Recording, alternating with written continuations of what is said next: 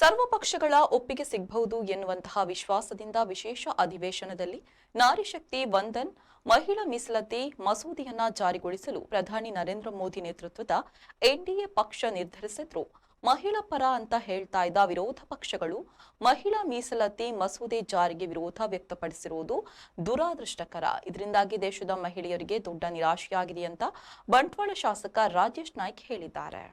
BJP Bantwal ಮಂಡಲ ವತಿಯಿಂದ ಮಹಿಳಾ ಮೀಸಲಾತಿ ಮಸೂದೆಯನ್ನ ಜಾರಿಯಾಗದಂತೆ ತಡೆದ ಮಹಿಳಾ ವಿರೋಧಿ ಕಾಂಗ್ರೆಸ್ ವಿರುದ್ಧ ಬೀಸರೂಟ್ನಲ್ಲಿ ಜನಾಕ್ರೋಶ ಮಹಿಳಾ ಸಭೆಯಲ್ಲಿ ಭಾಗವಹಿಸಿ ಮಾತನಾಡಿದರು.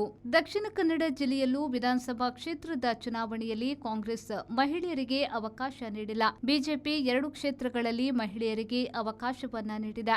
ಇದರಿಂದ ಯಾರು ಮಹಿಳಾ ಪರ ಎನ್ನುವುದು ತಿಳಿಯುತ್ತದೆ ಎಂದರು.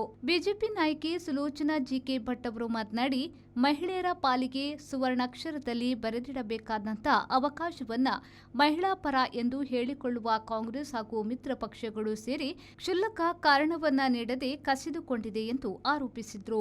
ಬಿಜೆಪಿ ಬಂಟ್ವಾಳ ಮಂಡಲದ ಅಧ್ಯಕ್ಷ ಚೆನ್ನಪ್ಪ ಕೋಟ್ಯಾನ್, ಮಹಿಳಾ ಮೋರ್ಚಾದ ಅಧ್ಯಕ್ಷೆ ಸವಿತಾ ಶೆಟ್ಟಿ, ಪಕ್ಷದ ಪ್ರಮುಖರಾದ ಕಮಲಾಕ್ಷಿ ಪೂಜಾರಿ, ಹರ್ಷಿಣಿ ಪುಷ್ಪಾನಂದ, ಜಯಶ್ರೀ, ಸುಷ್ಮಾ ಮಾಧವ, ರಜನಿ ಚಿಕ್ಕಯ್ಯಮಠ, ಆಶಾ ರೈ, ಎಂ ತುಂಗಪ್ಪ ಬಂಗೇರ, ದಿನೇಶ್ ಭಂಡಾರಿ, ವಿಕಾಸ್ ಪುತ್ತೂರು ಸೇರಿದಂತೆ ಮೊದಲಾದವರು ಪಾಲ್ಗೊಂಡಿದ್ರು. ಸಂದೀಪ್ ಸಾಲ್ಯನ್, ವಿ4 ನ್ಯೂಸ್, ಬಂಟ್ವಾಳ.